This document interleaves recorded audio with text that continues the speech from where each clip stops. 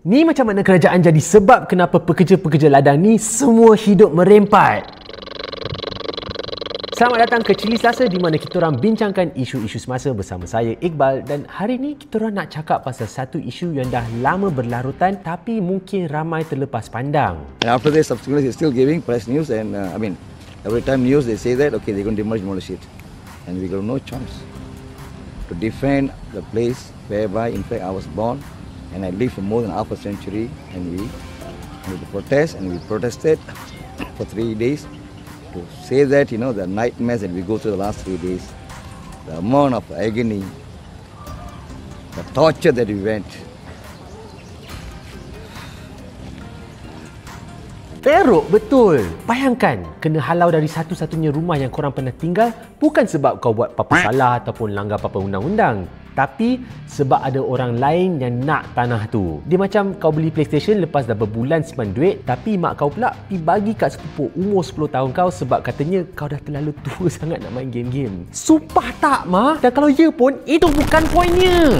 Isu ni mula jadi tumpuan pada bulan Ogos lepas bila sekumpulan pekerja ladang berarak ke Parlimen untuk serahkan satu draft undang-undang yang akan jamin diorang dapat rumah lepas bersara. Tapi perarakan tu jadi kecoh bila polis cuba halang diorang kat pintu pagar Parlimen, dan Arul, Timbalan Pengurusi Parti Sosialis Malaysia atau PSM yang mengetuai protes tu, dilaporkan telah ditolak dan kemudian ditahan sebab menghalang penjawat awam daripada menjalankan tugas. Yang dia macam agak ganas lah cara melayan orang yang tengah cuba dapatkan hak perumahan untuk orang lain. Dia seolah-olah tengah cakap, oh kau nak tempat duduk? Nah, duduk dalam penjara. Dan ni bukan kali pertama pekerja ladang berdemo kat depan Parlimen untuk hak perumahan. Pada Disember 2019, seramai 200 pekerja dari seluruh negara pernah berarak dengan tuntutan yang sama. Jadi isu ni memang isu lama yang tak habis-habis. Tapi sekarang ni mungkin ada korang yang fikir sewa rumah pun makin mahal, harga rumah pun dah mahal gila, semua orang susah nak beli rumah. Apa yang special sangat pasal pekerja-pekerja ladang ni? Untuk korang faham kenapa isu ni penting, kita kena tahu kenapa diorang masih lagi tak ada tempat tinggal 150 tahun selepas pokok getah pertama telah ditanam kat Malaysia. Macam mana sistem ni memang dibina untuk kekalkan diorang dalam keadaan tu, dan apa yang boleh dibuat untuk betulkan semua ni. So, bermula balik dengan latar belakang isu ni, kita kena undur balik dulu kira-kira 5 dekad ke zaman Perdana Menteri masa tu, Tun Abdul Razak. Masa tu dia ada lancarkan satu skim bernama Skim Perumahan Sendiri Pekerja, dan bawah skim ni syarikat ladang dan pelombongan diwajibkan memperuntukkan sebahagian daripada tanah diorang untuk bina rumah bagi pekerja, yang pekerja diorang pula akan bayar melalui potongan gaji bulanan.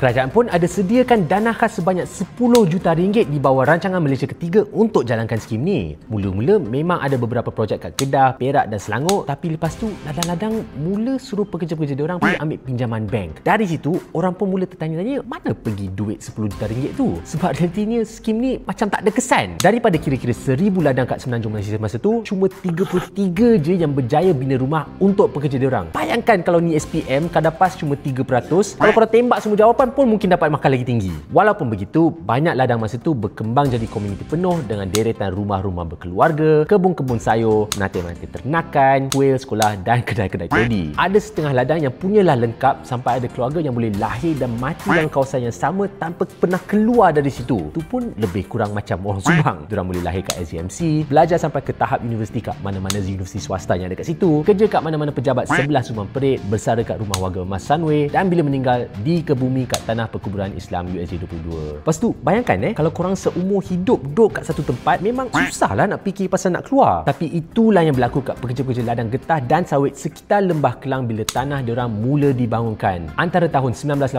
sampai 2000, beribu-ribu pekerja ladang telah diusir keluar dari rumah diorang untuk pembangunan semula tanah-tanah ni. Dan kat sinilah kesan sebenar pengusiran ni. Sebab bila kita halau orang yang seluruh hidup dia cuma kerja ladang, kita sebenarnya tengah mencipta golongan miskin bandar yang baru. Kebanyakan diorang ni tak boleh terus ambil kerja-kerja bandar lepas seumur hidup menori getah atau menanam sawit. Jadi macam mana diorang nak hidup? Semua ni membawa kepada persoalan, kerajaan tak buat apa-apa ke? Sebenarnya ada. Diorang tahu dan nampak je apa yang berlaku, tapi reaksi diorang tu cuma suam-suam kuku. Contohnya, pada 1991, Kerajaan Negeri Selangor cuba galakkan pemilik ladang bina rumah kekal untuk pekerja yang diusir, tapi dasar tu tak wajib. So, syarikat pun buatlah tak tahu. Ada sesetengah kes pula di mana pekerja dipindahkan ke rumah sementara sambil tunggah rumah kekal dibina. Dengar macam okey lah kan? Tapi realitinya memang tak. Contohnya, ada kes Taman Rimba Kiara. Pada 1982, pekerja ladang Bukit Kiara dipindahkan lepas kerajaan beli tanah diorang. Diorang pun ditempatkan kat rumah panjang dengan janji bahawa ni akan sementara je. Tapi 43 tahun kemudian, masih ada 98 keluarga yang tinggal kat situ seperti yang dikongsikan dalam video BFM ni. I don't know how to say. We feel like malu like that.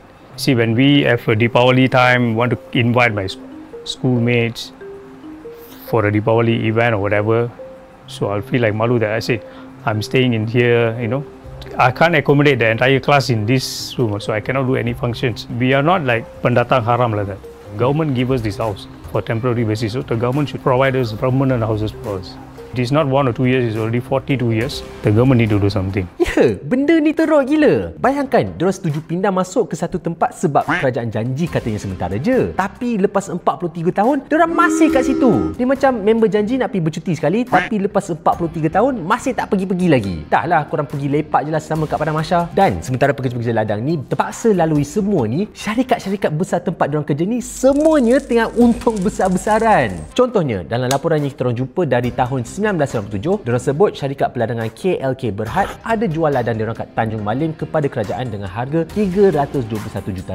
Pada masa tu ada 136 pekerja tinggal kat ladang tu dan semua diberhentikan kerja sebab ladang tu dah dijual. KLK pun membayar RM900,000 sebagai pampasan kepada pekerja-pekerja ni dan sambil tu diorang untung lebih daripada RM310 juta akibat penjualan tu. Kalau korang buat matematik sikit, RM900,000 bahagi 136 cuma dalam RM6,600 untuk setiap pekerja yang bersamaan dengan RM12,000 nilai hari ini. Bayangkan, seluruh hidup korang, rumah korang membesar, kenangan-kenangan hidup zaman korang kecil, semuanya dirampas oleh syarikat di mana korang nak kerja sepanjang hidup hanya untuk bayaran yang sama dengan 4 bulan gaji fresh grad. Sedangkan pada tahun yang sama, syarikat tu untung lebih daripada RM500 bilion. Yelah, diorang tak langgar apa-apa undang-undang dan rumah dan tanah tu memang milik syarikat tu. Tapi itulah masalahnya. Walaupun sesuatu tu mungkin sah dari segi undang-undang, tapi elok ke benda tu? Ni macam orang main monopoli dan setiap kali turn dia pergi alihkan hotel-hotel dia ke depan pemain-pemain lain setiap giliran. Benda tu tak melanggar peraturan, tapi dia agak kurang ajar. Dan kes KLK ni bukan satu-satunya kes macam ni. Pada tahun 2003, ada satu kes yang lebih kurang melibatkan Guthrie. Bila syarikat ni tukar tanaman daripada getah kepada kelapa sawit, beribu pekerja lama diorang diarah keluar dari rumah yang keluarga diorang dah duduk berpuluh tahun dan Guthrie menawarkan pampasan 20 hari gaji untuk setiap tahun perkhidmatan. Jadi, kalau korang dah kerja 30 tahun, korang akan cuba dapat RM10,000 je. So, bila pekerja-pekerja ni cuba minta pampasan yang lebih adil, Guthrie tolak, dan bila pekerja-pekerja ni cakap diorang tak nak keluar dari rumah diorang, Guthrie pun bawa diorang ke mahkamah. Dalam kes mahkamah tu pun dia sampai ada seorang hakim tanya peguam Guthrie, jadi diorang nak pergi mana? Duduk atas pokok ke?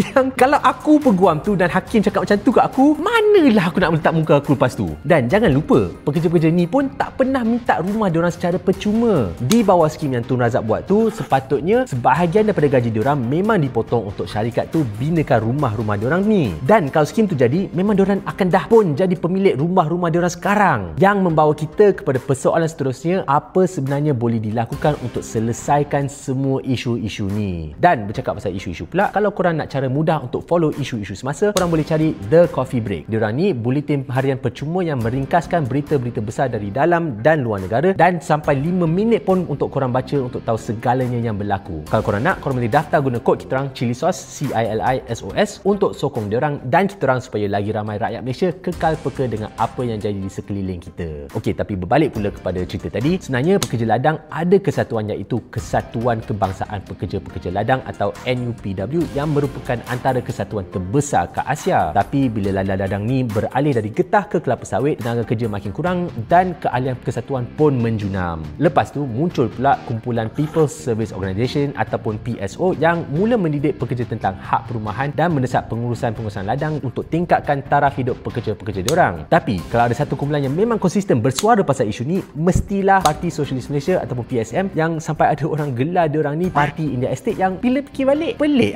perli orang sebab membantu orang miskin. PSM pun dah perjuangkan isu ni dah berpuluh tahun. Contohnya pada tahun 1991, diorang ada lancar kempen tanda tangan untuk minta kerajaan masukkan pekerja ladang dalam Pelan Pembangunan Luar Bandar dan kempen tu berjaya. Kerajaan akhirnya wajibkan ladang-ladang kecil disenaraikan dalam rancangan kementerian dan pada tahun yang sama, Kerajaan Selangor ada buat dasar perumahan khas untuk lindungi pekerja-pekerja yang diusir. pada 1996, PSM lancar lagi satu kempen besar untuk naikkan gaji minimum pada masa pekerja ladang masih dibayar ikut hari dan hasilnya, pekerja ladang antara pekerja pertama yang dapat gaji minima bulanan jauh sebelum perintah gaji minima rasmi dikeluarkan pada tahun 2013.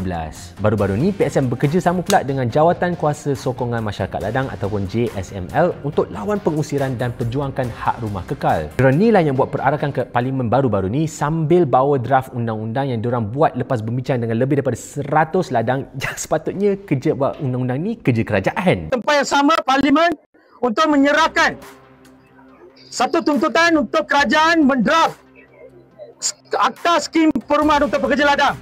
Tapi JSML pun kuat berusaha kutip cerita, menulis draft undang-undang dan berjumpa dengan kerajaan-kerajaan negeri dan kementerian untuk desak diorang ambil draft ni jadi undang-undang. Secara ringkas, cadangan diorang dalam draft ni termasuk pemilik ladang mesti peruntukkan tanah dan bina rumah dengan kemudahan asas untuk pekerja-pekerja diorang. Pekerja tempatan yang dah lama berkhidmat boleh beli rumah pada harga tetap RM48,000. Pekerja boleh bayar secara ansuran paling banyak RM300 sebulan dan sebuah lembaga perumahan ladang akan diwujudkan untuk pantau dan selesaikan apa pertikaian kalau ada yang tak puas hati. Masalahnya macam biasalah kat Malaysia ada je benda yang susah. Antaranya isu tanah ni di bawah kuasa kerajaan negeri. Jadi kalau Parlimen lulus pun undang-undang kad peringkat persekutuan, negeri-negeri masih kena luluskan peraturan yang sama. Selain tu, kos juga menjadi isu. Macam yang Arul dari PSM kata, syarikat ladang takkan nak keluar duit lebih dan sebab tu diorang sanggup heret pekerja melalui kes mahkamah bertahun-tahun semata-mata untuk elak bayar pampasan. Industri pembuatan pun bagi amaran piawaian perumahan yang lebih ketat akan kurangkan untung majikan dan pemaju pun merungut rumah mampu milik akan potong separuh keuntungan diorang. Tapi benda ni tak pelik pun sebab bila je syarikat rela rugi semata-mata sebab kerajaan suruh. Jadi kesimpulannya, kalau tolak tepi politik negeri, sikap kedekut korporat dan karena-karena birokrasi, bukannya undang-undang ni tak boleh dijalankan. Dia cuma terlalu ramai orang berkuasa tak ada sebab nak pastikan benda ni betul-betul dijalankan. Dan walaupun kita tak tahu apa akan jadi kepada pekerja-pekerja yang dah terpinggir selama berdekad-dekad ni, yang kita tahu isu ni dah berlarutan terlalu lama untuk kita terus buat-buat tak nampak. Sebab pada satu tahap nanti, ia bukan lagi soal nak salahkan syarikat ataupun ahli-ahli politik, tapi ia menjadi soal adakah kita sanggup